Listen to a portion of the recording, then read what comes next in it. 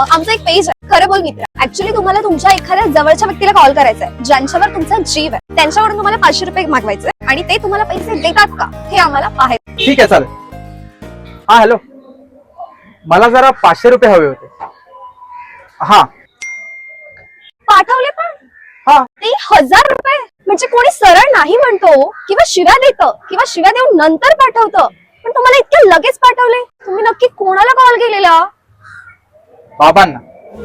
शाणा होतो मी, वेडा होता तू, माझ्यासाठी का रे सारं खर्च केलं तू.